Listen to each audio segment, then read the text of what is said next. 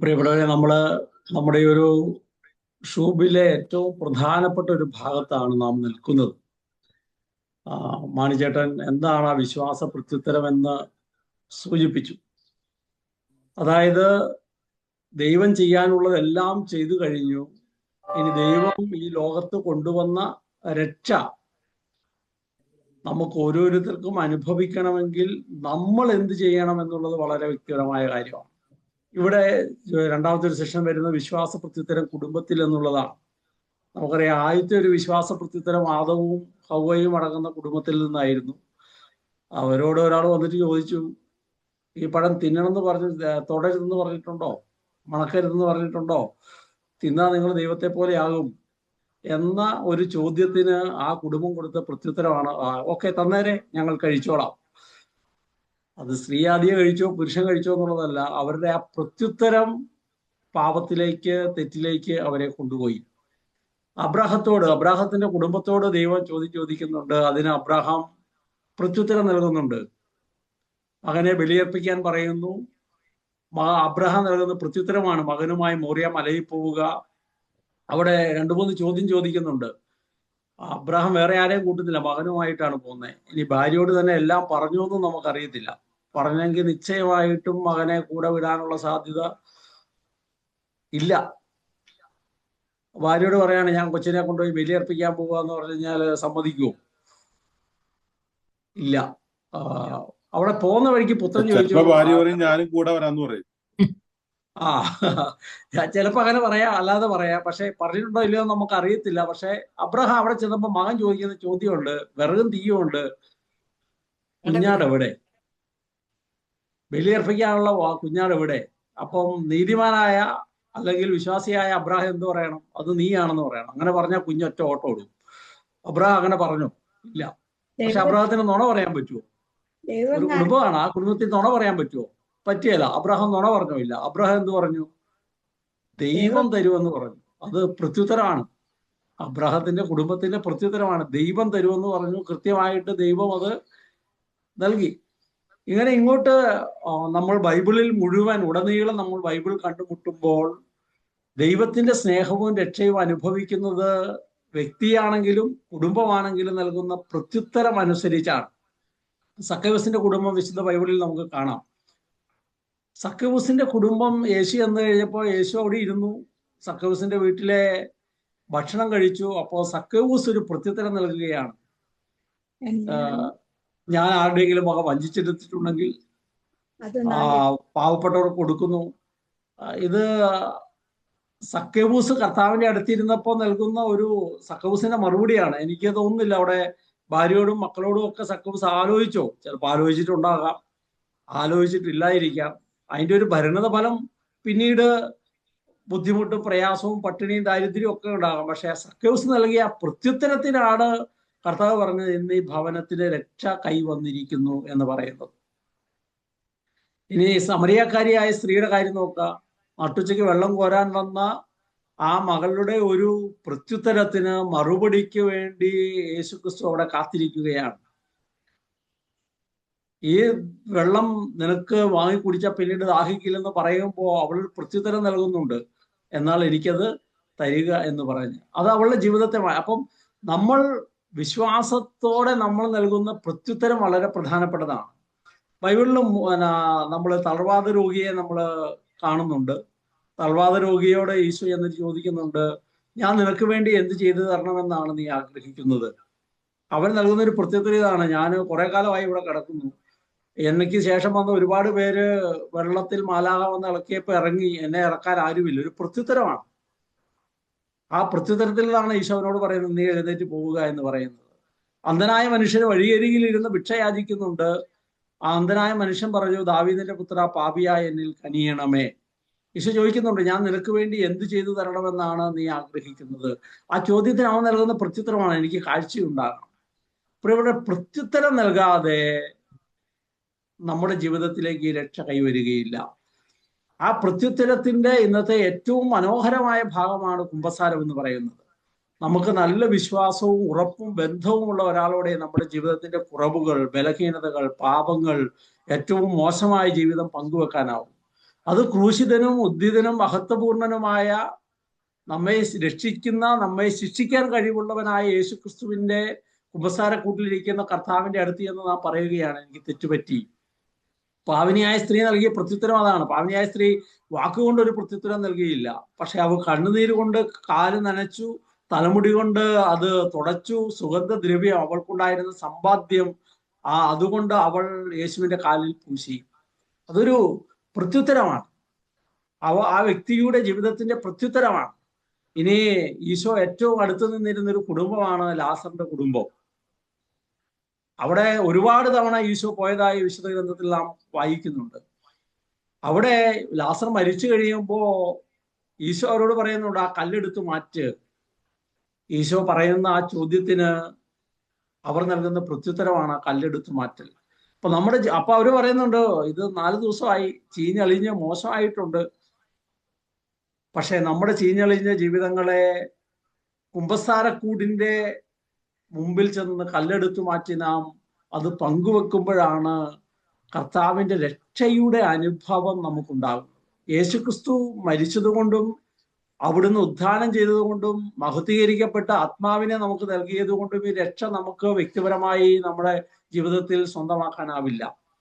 ആകണമെങ്കിൽ നമ്മുടെ വിശ്വാസ പ്രത്യുത്തരമാണ്. അതിന് മനോഹരമായ ഒരു ഉദാഹരണമാണ് ഈശോ ബൈബിളിൽ പറയുന്നത്. 3 കാണാതെ പോയ കാര്യങ്ങളെ കുറിച്ച് പറയുന്നുണ്ട്. ഒന്ന്,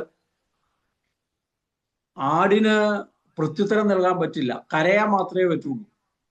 അതതിൻ്റെ ഒരു പ്രത്യുത്തരം. പക്ഷേ ഈ മുള്ളുകൾക്കിടയിൽ പെട്ടുപോയ ആട് കരഞ്ഞ് നിലവിളിക്കുമ്പോ കർത്താവ് ബാക്കിയുള്ള 99 അവിടെ വിട്ടിട്ട് അതിനെ അന്വേഷിച്ചു പോവുകയാണ്, അതിന്റെ സ്വരം കേൾക്കുന്നിടത്തേക്ക്. ആടിന്റെ പ്രത്യുത്തരമാണ് ആ സ്വരം, കരയുന്നു, നിലവിളിക്കുന്നു എന്നുള്ളത്. എന്നാൽ രണ്ടാമതൊരു നാണയത്തിന്റെ പ്രത്യുത്തരം പറയുന്നുണ്ട്. ആ നാണയത്തിന് ഒന്നും പ്രത്യുത്തരിക്കാൻ പറ്റുന്നില്ല, കരയാൻ പറ്റുന്നില്ല, ഒച്ചെടുക്കാൻ പറ്റുന്നില്ല, താൻ എവിടെയാണെന്ന് കണ്ടെത്താൻ പറ്റുന്നില്ല. പക്ഷെ ആ നാണയത്തിന്റെ യജമാനനാണ്, ആ ഉടമസ്ഥയായ സ്ത്രീയാണ് അടിച്ചു വാരി അതിനെ കണ്ടെത്തുന്നത്. എന്നാൽ മൂന്നാമത് ധൂർത്തപുത്രന്റെ ഉപമ പങ്കുവെക്കുന്നുണ്ട്. ധൂർത്തപുത്രൻ ആരാണ്? മനുഷ്യനാണ്, ഞാനും നിങ്ങളുമാണ്. ആ ധൂർത്തപുത്രന്റെ പ്രത്യുത്തരം എന്തായിരുന്നു? ഞാൻ എൻ്റെ പിതാവിന്റെ വസതിയിലേക്ക് പോകുമെന്ന് തീരുമാനമെടുത്ത് അവൻ വീണിരുന്ന ചെളിക്കുണ്ടിൽ നിന്ന് നടന്ന് പിതാവിന്റെ അടുത്തേക്ക് വന്നു. പിതാവ് ഒരിക്കലും അങ്ങോട്ട് പോയില്ലല്ലോ. ഈ ആടിനെ അന്വേഷിച്ചിറങ്ങിയ ദൈവം ആ പിതാവ് എന്തുകൊണ്ട് ധൂർത്തപുത്രന്റെ അടുത്തേക്ക് പോയില്ല? അടിച്ചുവാരി നാണയം കണ്ടെത്തിയ സ്ത്രീയെ പോലെ എന്തുകൊണ്ട് ആ പന്നിക്കൂട്ടി പോയി അവനെ കുളിപ്പിച്ച് റെഡിയാക്കി എടുത്ത് തിരിച്ചു കൊണ്ടുവന്നില്ല? ഇവിടെ ധൂർത്തപുത്രൻ നൽകേണ്ട പ്രത്യുത്തരമുണ്ട്. ആ പ്രത്യുത്തരം പിതാവിന്റെ പക്കലേക്കുള്ള തിരിച്ചുവരവാണ്, പിതാവിന്റെ പക്കലേക്കുള്ള മടങ്ങി വരവാണ്. നമ്മുടെ കുടുംബവും നമ്മുടെ വ്യക്തി ജീവിതവും യേശുവിന്റെ ഹിതമനുസരിച്ച് ജീവിക്കുന്നതിലേക്ക് തിരിച്ചു നടക്കുന്നുണ്ടോ എന്നുള്ളത് നമ്മോട് ഇന്ന് ചോദിക്കുന്ന പ്രധാനപ്പെട്ട ചോദ്യമാണ്. നമ്മുടെ പ്രത്യുത്തരം എന്താണ്? നമ്മുടെ കുടുംബം വരും. ഞാൻ ഓർക്കുന്നുണ്ട്, നമ്മൾ കുടുംബം ഒരുമിച്ച് കുമ്പസാരിക്കുമ്പോൾ ഉള്ളൊരു ഗുണം, ഞങ്ങളിന്ന് കുടുംബം ഒരുമിച്ച് 2 ആഴ്ച കുടുംബം പോയി കുമ്പസാരിക്കും. ഒറ്റയ്ക്കാകുമ്പോൾ ഇന്ന് കുമ്പസാരിച്ച് 10 ദിവസം കഴിയുമ്പോഴേക്കും എൻ്റെ ഭാര്യ കുമ്പസാരിച്ചു. അപ്പോഴത്തേക്ക് കുറെ കുട്ടിപ്പിശാച് എൻ്റെ ഉള്ളിൽ വന്നു. അത് കഴിഞ്ഞ് 10 ദിവസം കഴിയുമ്പോൾ പിള്ളേര് കുമ്പസാരിച്ചു. അപ്പോൾ അടുത്ത കുറെ കുട്ടിപ്പിശാച് ഭാര്യയുടെ ഉള്ളിൽ വന്നു. അപ്പൊ ഇങ്ങനെ കുറച്ചുപേരെ നമ്മളിങ്ങനെ താമസിപ്പിച്ച് നിർത്തിയിരിക്കുകയാണ്. എന്തിന്? അതേസമയം ഒരുമിച്ച് ഒരു ദിവസം കുമ്പസാരിക്കാൻ പറ്റിയാൽ അത് നമ്മുടെ ഒരു വിശ്വാസ പ്രത്യുത്തരമാണ് കുടുംബത്തിന്റെ. നിങ്ങൾ അക്വീല പ്രിസ്കില്ല ദമ്പതികളെ കുറിച്ച് വിശുദ്ധ വചനം നിങ്ങൾ കേട്ടിട്ടുണ്ടാകും. അപ്പോസ്തലപ്രവർത്തനം 18:2 നമ്മൾ കാണുന്നുണ്ട്. അവർ പോന്തൂസുകാരനായ അക്വീല എന്ന യഹൂദനെ കണ്ടുമുട്ടി. അവൻ തന്റെ ഭാര്യയായ പ്രിസ്കില്ലയോടൊപ്പം ആയുടെ ഇറ്റലിയിൽ നിന്ന് എത്തുകയുണ്ടായിരുന്നുള്ളൂ. എന്തെന്നാൽ എല്ലാ യഹൂദരും റോമ വിട്ടുകൊള്ളണമെന്ന് ക്ലാവുദീസിന്റെ കൽപ്പന ഉണ്ടായിരുന്നു. പൗലോസ് അവരുടെ വീട്ടിൽ ചെന്നു. പൗലോസ് ആ കുടുംബത്തിന്റെ വീട്ടിൽ ചെല്ലുന്നതിനെ കുറിച്ചാണ് ആദ്യമേ സൂചിപ്പിക്കുന്നത്. 18 പറയുന്നത് അപ്പോസ്തല പ്രവർത്തനങ്ങൾ, പൗലോസ് കുറെ നാൾ കൂടി അവിടെ താമസിച്ച് സഹോദരനോട് യാത്ര പറഞ്ഞ് സിറിയയിലേക്ക് കപ്പൽ കയറി. പ്രിസ്കില്ലയും അക്വീലയും അവന്റെ കൂടെ പോയി. അവന് നേർച്ച ഉണ്ടായിരുന്നതിനാൽ കൊങ്കറിൽ വെച്ച് തല മുണ്ടനം ചെയ്തു പൗലോസ് അപ്പോസ്തലൻ. അപ്പോസ്തല പ്രവർത്തനം 18:26 എത്തുമ്പോൾ നാം വായിക്കുന്നു, അവൻ സിനഗോഗിൽ ധൈര്യപൂർവ്വം പ്രസംഗിക്കാൻ തുടങ്ങി. പ്രിസ്കില്ലയും അക്വീലയും അവന്റെ പ്രസംഗം കേട്ടു. അവർ അവനെ കൂട്ടിക്കൊണ്ടുപോയി ദൈവത്തിന്റെ മാർഗം കൂടുതൽ വ്യക്തമായി പറഞ്ഞു കൊടുത്തു. അപ്പൊ അവരുടെ ഒരു പ്രത്യുത്തരമാണ് ഇത് കേട്ട് കഴിഞ്ഞപ്പോ. അപ്പസ്തോലനെ കൂട്ടിക്കൊണ്ടുപോയി കൂടുതൽ കൂടുതൽ ഈ ദൈവിക കാര്യങ്ങളെ മനസ്സിലാക്കാൻ അവർ ശ്രമം നടത്തി. റോമ 16:3 യേശുക്രിസ്തുവിൽ എൻ്റെ സഹപ്രവർത്തകരായ പ്രിസ്കില്ലായ്ക്കും അക്വിലായ്ക്കും വന്ദനം പറയുമെന്ന് അപ്പസ്തോലൻ പറയുകയാണ്. ആ യേശുക്രിസ്തുവിന്റെ ആ ജീവിതത്തോട് ഇവരുടെ ജീവിതത്തെ ബന്ധപ്പെടുത്തുന്നതിലേക്ക് അവരുടെ മറുപടി പ്രത്യുത്തരം സജീവമാവുകയാണ്. 1 കൊരിന്ത്യർ 16:19 ഏഷ്യയിലെ സഭകൾ നിങ്ങളെ അഭിവാദനം ചെയ്യുന്നു.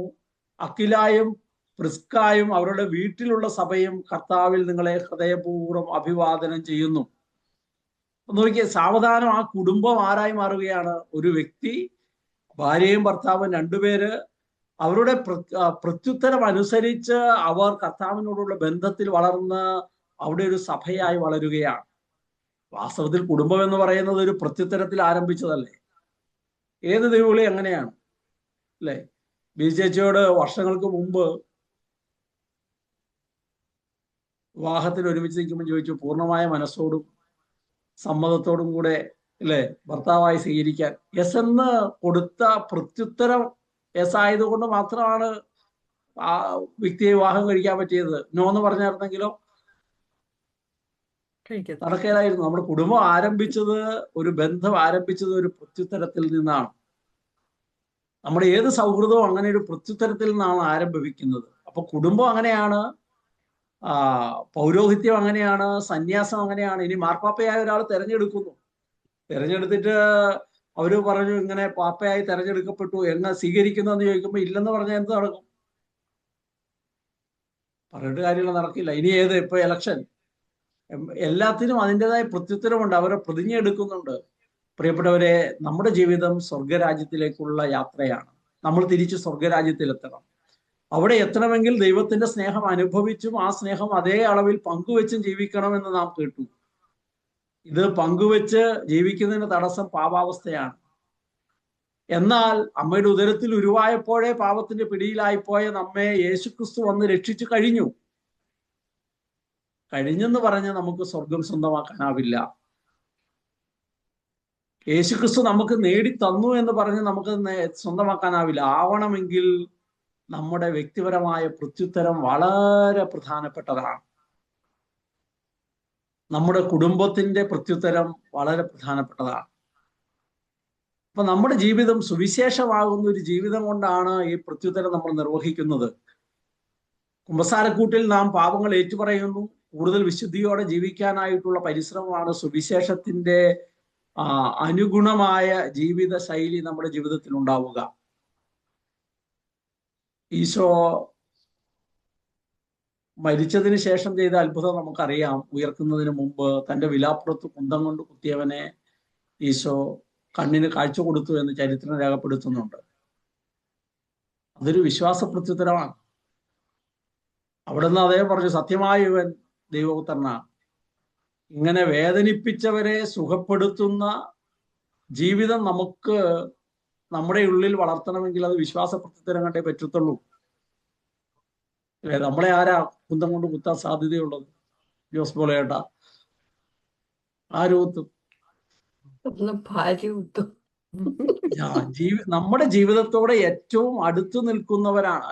കർത്താവിനെ കുന്തം കൊണ്ട് കുത്തിയത് ആരാണ്? അടുത്തു നിന്ന യൂദാസും പത്രോസും ബാക്കിയുള്ള എല്ലാ ശിഷ്യന്മാരുമാണ്. ദൂരെയുള്ള ആരുമായിരുന്നില്ല. അവരാണ് എല്ലാം ഇട്ടിട്ട് പോയത്. അപ്പൊ നമ്മുടെ കൂടെ നിൽക്കുന്ന മനുഷ്യർ നമ്മളെ കുത്തി മുറിവേൽപ്പിക്കുമ്പോ തിരിച്ച് 2 കുത്തു കൊടുത്ത് നാം കുറച്ചും കൂടെ അവരെ മുറിപ്പെടുത്തുന്നതാണോ നമ്മുടെ വിശ്വാസ പ്രത്യുത്തരം? അതോ അവരുടെ മുറിവിനെ സുഖപ്പെടുത്തുന്നതാണോ? നമ്മള് ധൂർത്തപുത്രന്റെ ഉപമയിൽ നമുക്കറിയാം, മൂത്തപുത്രനുണ്ട് അവിടെ. മൂത്തപുത്രന്റെ ഒരു പ്രത്യുത്തരമുണ്ട്. മൂത്തപുത്രൻ പറഞ്ഞു, അപ്പൻ എന്തൊരു തോന്നിവാസം കാണിച്ചത്. ഇതുപോലത്തെ ഒരു അപ്പൻ ശരിയാവുന്ന കാര്യമല്ല. ഞാനിതെല്ലാം ചെയ്ത് ഇവിടെ കൂടെ നിന്നിട്ട് എനിക്കൊന്നും തന്നില്ല, ഒരു കാളെ പോലും നിന്നില്ല. അപ്പൊ അപ്പം പറയുന്ന പ്രത്യുത്തരം എന്താണ്? എടാ, ഇതെല്ലാം നിനക്കുള്ളതല്ലായിരുന്നോ? അപ്പൊ ഞാൻ ഈ കാളയെ കൊല്ലുവാന്ന് പറഞ്ഞ് കൊന്നാ പോരായിരുന്നോ? അവൻ ആ മൂത്തപുത്രൻ കൊടുക്കുന്ന പ്രത്യുത്തരം അപ്പനിൽ നിന്ന് അകന്നു നിൽക്കുന്ന ഒരു പുത്രന്റെ ചിത്രമാണെങ്കിൽ, ധൂർത്തപുത്രൻ കൊടുക്കുന്ന പ്രത്യുത്തരം അങ്ങയുടെ ദാസരിൽ ഒരുവനായി എന്നെ ചേർത്ത് നിർത്തണമേ എന്ന പ്രത്യുത്തരമാണ്. കുമ്പസാരക്കൂട്ടിലേക്ക് പോകുമ്പോൾ സംഭവിക്കുന്നത് എന്താണ്? ഈ ധൂർത്തപുത്രൻ നൽകിയ പ്രത്യുത്തരമാണ്. ഞാൻ ഏറെ പാപം നിറഞ്ഞവനാണ് ദൈവമേ, നിന്നോട് ചേർന്ന് നിൽക്കാൻ പറ്റാത്തവനാണ്, എങ്കിലും നിന്റെ കൺവെട്ടത്ത് എന്നെ നീ സൂക്ഷിക്കണമേ എന്നാണ് നമ്മൾ പറയുന്നത്. മൂത്തപുത്രൻ പറഞ്ഞ എന്താണ്? നിന്റെ കൺവെട്ടത്ത് പോലും ഞാൻ നിൽക്കുന്നില്ല, ഇനി നിന്നിട്ട് കാളയെ തന്നില്ല, കോഴിമുട്ട പോലും തന്നില്ല, കോഴിയല്ല കോഴിമുട്ട പോലും തന്നില്ല, അല്ലെ എന്ന് പറയുന്നത് നമ്മൾ അടുത്തടുത്ത് കുമ്പസാരിക്കുമ്പോൾ എന്താ സംഭവിക്കുന്നേ? ആ കുമ്പസാരം എന്ന് പറയുന്നത് ആഴമായ ഒരു പ്രത്യുത്തരമാണ്. അതിൽ ദൈവം നമുക്ക് നേടിത്തന്ന രക്ഷ നമ്മളിൽ സജീവമാകുകയാണ്. നമ്മൾ യോഹന്നാൻ സുവിശേഷം 9:35 ആത്മീയ അന്ധതയെക്കുറിച്ചാണ് അവിടെ പറയുന്നത്. അവിടെ വിശ്വാസത്തിന്റെ ഒരു പ്രത്യുത്തരം കൊടുക്കാനായിട്ട് ഈശോ ആവശ്യപ്പെടുന്നുണ്ട്. ആരെങ്കിലും ഒന്ന് എടുക്കാവോ അത്? യോഹന്നാന്റെ സുവിശേഷം 9-ാം അധ്യായം 35-ാമത്തെ വാക്യം.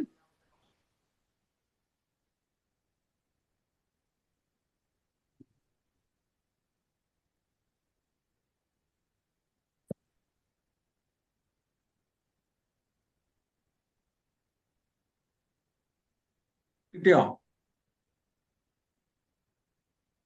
9:35. ആ, ഓക്കെ. അവർ അവനെ ആത്മീയാന്ധത അവർ അവനെ പുറത്താക്കിയെന്ന് യേശു കേട്ടു. അവനെ കണ്ടപ്പോൾ യേശു ചോദിച്ചു, മനുഷ്യപുത്രനിൽ നീ വിശ്വസിക്കുന്നുവോ? ഈശോയുടെ ചോദ്യമാണ്, മനുഷ്യപുത്രനിൽ നീ വിശ്വസിക്കുന്നുവോ? ആ ചോദ്യത്തിന് അവൻ ഉത്തരം പറയണം. അവൻ ഉത്തരം പറഞ്ഞു. നിങ്ങൾ ജായറോസിന്റെ മകളെ സുഖപ്പെടുത്താനായിട്ട്, കൊച്ചിനെ സുഖപ്പെടുത്താനായിട്ട് ഈശോ പോകുന്ന വഴിക്കാണ് രക്തസ്രാവക്കാരിയായ സ്ത്രീയെ സുഖപ്പെടുത്തുന്നത്. അവിടെ രക്തസ്രാവക്കാരിയോട് ചോദിക്കുന്ന ചോദ്യമുണ്ട്, എന്നെ തൊട്ടതാരാണ്? അവിടെ പ്രത്യുത്തരം രക്തസ്രാവക്കാരിയായ സ്ത്രീ കൊടുക്കുകയാണ്. ജായറോസിന്റെ മകളെ, നിങ്ങൾ തളർവാദ രോഗിയെ, നിങ്ങൾ ബൈബിളിൽ ഉടനീളം നോക്കിയോ, എല്ലാവരുടെയും അടുത്തുനിന്ന് ഈ വിശ്വാസ പ്രത്യുത്തരം കർത്താവ് ചോദിക്കുന്നുണ്ട്. അപ്പൊ നമ്മുടെ ജീവിതത്തിൽ, നമ്മുടെ കുടുംബത്തിൽ ഈ വിശ്വാസ പ്രത്യുത്തരം പ്രധാനപ്പെട്ടതാണ്. ജോഷിജൻ പഴയ കാര്യങ്ങൾ പറയുന്ന സമയത്തൊക്കെ, കഴിഞ്ഞ പ്രാവശ്യങ്ങളൊക്കെ പറഞ്ഞ ഒരു കാര്യമുണ്ട്. ഒരപ്പനും അമ്മയും മകനും അവര് കച്ചവടം നടത്തുന്നു, അവര് ഇച്ചിരി വെട്ടിപ്പും തട്ടിപ്പും തൂക്കത്തിലും ഒക്കെ ഉണ്ട്. കർത്താവിനെ കണ്ടുമുട്ടിയ മകൻ പ്രത്യുത്തരം കൊടുത്തി കള്ളക്കച്ചവടം അവസാനിപ്പിക്കുകയാണ്. എന്നിട്ട് അപ്പനോട് പറയാണ്, അപ്പ നമുക്ക് വേണ്ട, നമുക്ക് ഈ കള്ളത്തരം കൊണ്ട് നേടേണ്ട കാര്യമില്ല, ഇതുകൊണ്ട് നേടിയതൊന്നും നമുക്ക് സ്വന്തമാവില്ല. അവസാനം ആ കുടുംബം മുഴുവൻ സാവധാനം കച്ചവടത്തിലെ കള്ളത്തരം അവസാനിപ്പിക്കുകയാണ്. ഒരു ചെറുപ്പക്കാരൻ മകൻ നൽകിയ പ്രത്യുത്തരത്തിൽ നിന്ന് സാവധാനം കുടുംബം മുഴുവൻ ആ ഒരു രക്ഷയുടെ അനുഭവത്തിലേക്ക് കടന്നു വരികയാണ്.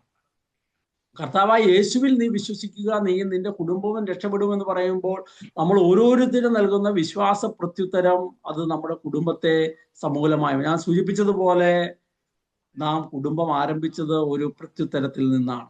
എനിക്ക് സമ്മതമാണ് ഇന്നു മുതൽ മരണം വരെ സുഖത്തിലും ദുഃഖത്തിലും ആരോഗ്യത്തിലും അനാരോഗ്യത്തിലും ഒക്കെ ഒരുമിച്ച് ജീവിച്ചു കൊള്ളാൻ സമ്മതമാണ് എന്ന് പറയുന്ന ഒരു പ്രത്യുത്തരത്തിൽ നിന്നാണ് കുടുംബം ആരംഭിച്ചു പോകുന്നത്.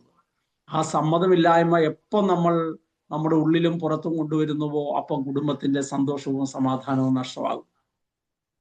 കുമ്പസാരക്കൂടിനെ കുറിച്ച് 2-3 ചിന്തകൾ കൂടി പങ്കുവെച്ച് ഞാൻ അവസാനിപ്പിക്കാം. കുമ്പസാരക്കൂട് ഒരു വില്ലേജ് ഓഫീസാണെന്ന് പറയാം.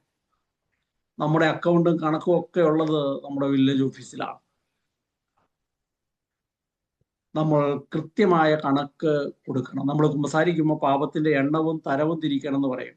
വെറുതെ നുണ പറഞ്ഞു എന്ന് പറഞ്ഞാൽ പോരാ, എത്ര പ്രാവശ്യം ആരോട്? ഞാൻ അപ്പനോട് പറഞ്ഞ നുണയ്ക്ക് വ്യത്യാസമുണ്ട്, അമ്മയോട് പറഞ്ഞ നുണയ്ക്ക് വ്യത്യാസമുണ്ട്, ഓരോന്നിനും വ്യത്യാസമുണ്ട്. ഞാൻ ചീത്ത വിളിച്ചു, പട്ടിയെന്ന് വിളിച്ചു എന്ന് വിചാരിക്കുക, അപ്പനെ വിളിച്ചതുപോലെയാണോ അമ്മയെ വിളിച്ചത്? അതുപോലെയാണോ എൻ്റെ അനിയനെ വിളിച്ചത്? അതുപോലെയാണോ എൻ്റെ ഭാര്യയെ വിളിച്ചത്? അതുപോലെയാണോ വികാരിച്ചനെ വിളിച്ചത്? ഓരോന്നിനും ഗൗരവത്തിന് വ്യത്യാസമുണ്ട്. അപ്പൊ ആരെ വിളിച്ചു? പാപത്തിനൊക്കെ എണ്ണവും തരവും നാം തിരികെ. അതാണ് നമ്മുടെ വിശ്വാസ പ്രത്യുത്തരത്തിന്റെ ആഴം. മനുഷ്യനെ സൂചിപ്പിച്ചില്ല, ദിവസം 7 പ്രാവശ്യം വരെ കുമ്പസാരിച്ച വിശുദ്ധരുണ്ട്. എങ്ങനെയാണ് അങ്ങനെ കുമ്പസാരിക്കാനാവുന്നത്? അത് കർത്താവുമായിട്ടുള്ള ആ ബന്ധത്തിൽ നിന്ന് നൽകുന്ന പ്രത്യുത്തരമാണ്. അപ്പോൾ നമ്മുടെ പാപങ്ങളെല്ലാം കണ്ടെത്തി അതിന്റെ എണ്ണവും തരവും തിരിച്ച് അപ്പോഴാണ് നമുക്ക് അതിന്റെ ഭീകരത മനസ്സിലാകുന്നത്. കഴിഞ്ഞ പ്രാവശ്യം ഞാൻ കുമ്പസാരിച്ചപ്പോൾ 100 പ്രാവശ്യം നുണ പറഞ്ഞു എന്നാണ് ഞാൻ കണ്ടെത്തി പറഞ്ഞത്. ഇപ്രാവശ്യം ഞാൻ കുമ്പസാരിച്ചപ്പോൾ 150 പ്രാവശ്യമായി. നുണയാ പറഞ്ഞത്, പക്ഷേ 50 കൂടി. കഴിഞ്ഞ പ്രാവശ്യം കുമ്പസാരിച്ചപ്പോൾ ഞാൻ 50 പ്രാവശ്യം ചീത്ത വിളിച്ചു എന്നാണ് ഞാൻ കണ്ടെത്തിയത്. ഇപ്രാവശ്യം പോയപ്പോൾ 49 വിളിച്ചിട്ടുള്ളൂ. ഒരു ചെറിയ കുറവ് എൻ്റെ ജീവിതത്തിൽ വന്നിട്ടുണ്ട്. ഞാൻ നമ്മളെ കണ്ടെത്തണമെങ്കിൽ പാപത്തിന്റെ എണ്ണവും തരവും തിരിക്കണം. 2 കുമ്പസാരക്കൂട് എന്ന് പറയുന്നത് ഹോസ്പിറ്റലാണ്, സുഖപ്പെടുത്തുന്ന ഇടമാണ്.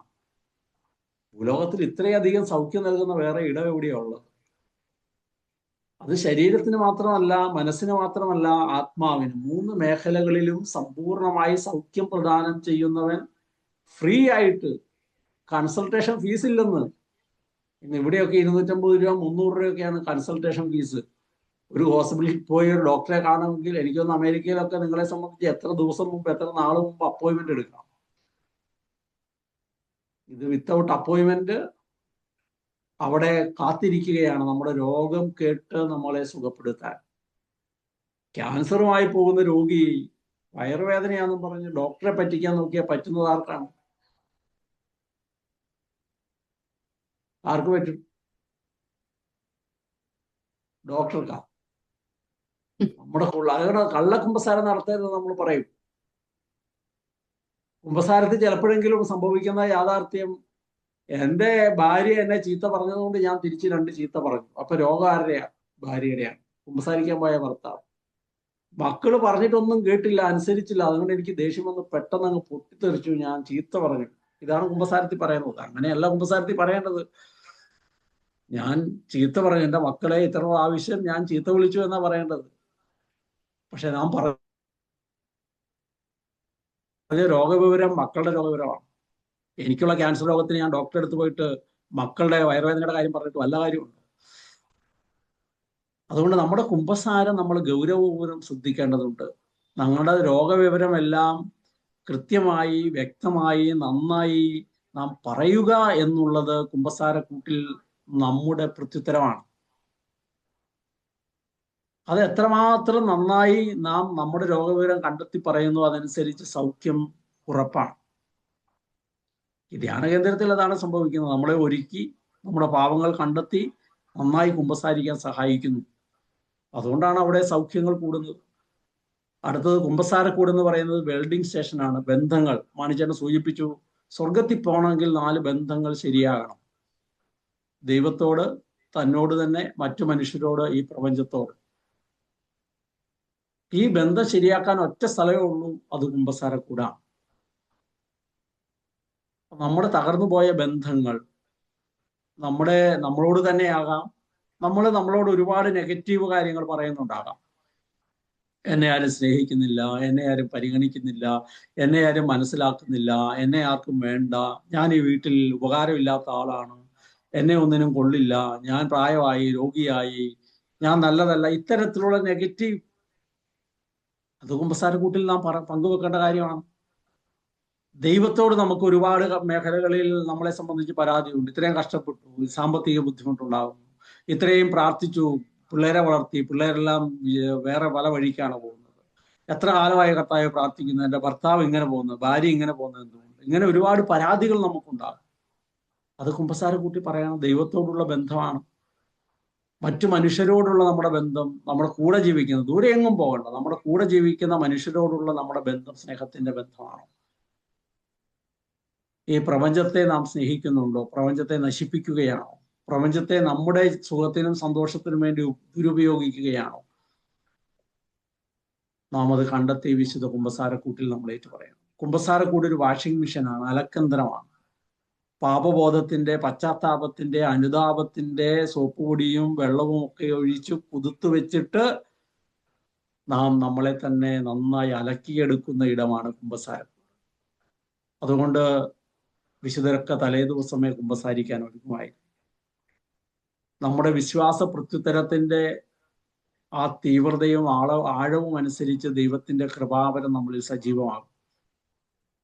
അതുകൊണ്ട് പ്രിയപ്പെട്ടവരെ, പാപബോധത്തിന്റെ, അനുതാപത്തിന്റെ, പശ്ചാത്താപത്തിന്റെ കണ്ണുനീര് കൊണ്ട് എനിക്ക് തെറ്റുപറ്റിപ്പോയി, എനിക്കാണ് വീഴ്ച സംഭവിച്ചത് എന്ന് തിരിച്ചറിഞ്ഞ കുമ്പസാരക്കൂട്ടിലേക്കുള്ള യാത്രയാണ് നാം നടത്തേണ്ടത്. കുമ്പസാരക്കൂട് ഒരു ATM കൗണ്ടറാണ്. സ്വർഗത്തിൽ നിങ്ങളുടെ നിക്ഷേപം എവിടെയോ അവിടേക്കാണ് നിങ്ങൾ പോകുന്നത്.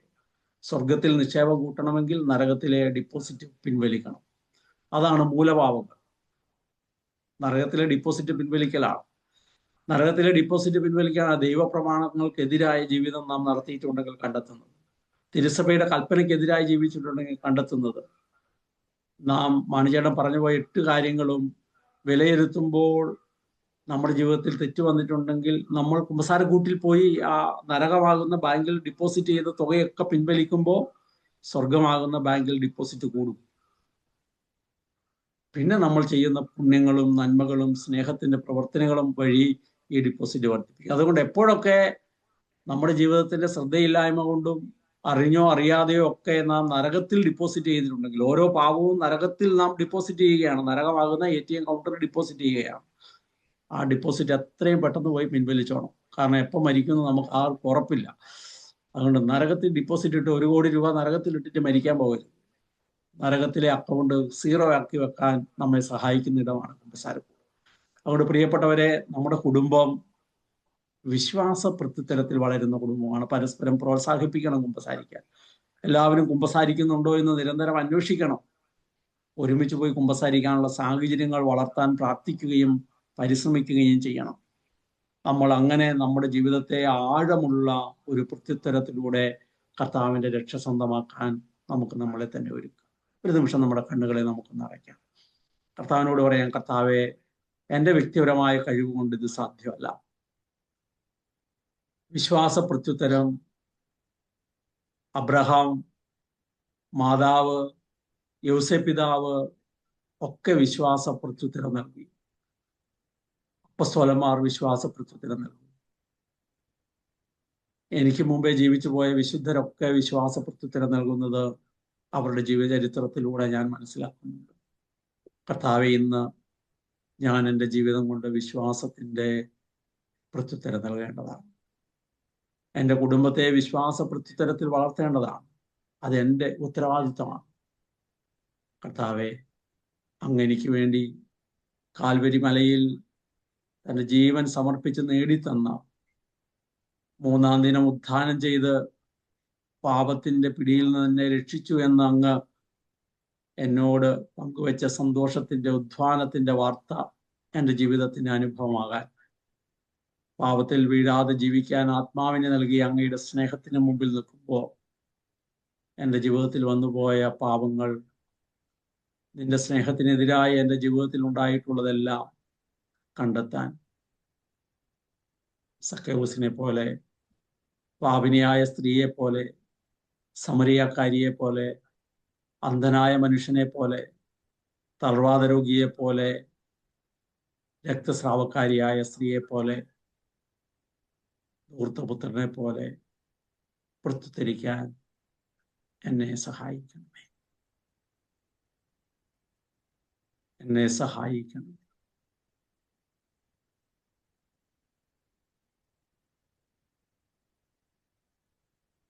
കുമ്പസാരക്കൂട്ടിലൂടെ ജീവിതത്തെ നവീകരിച്ചെടുത്ത,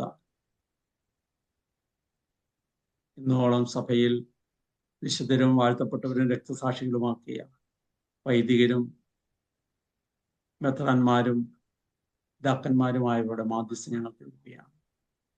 പ്രത്യേകിച്ച് കുമ്പസാരക്കൂട്ടിലിരുന്ന അനേകരെ രക്ഷയുടെ മാർഗത്തിലേക്ക് കൊണ്ടുവന്ന വിശുദ്ധ ജോൺ മരിയ വിയാനിയും, അടുത്തടുത്ത് കുമ്പസാരിച്ച് തന്നെ വെടിവെച്ചവനോടും ക്ഷമിച്ച് സ്നേഹം പ്രകടിപ്പിച്ച വിശുദ്ധ ജോൺ പോൾ പാപ്പയുടെയും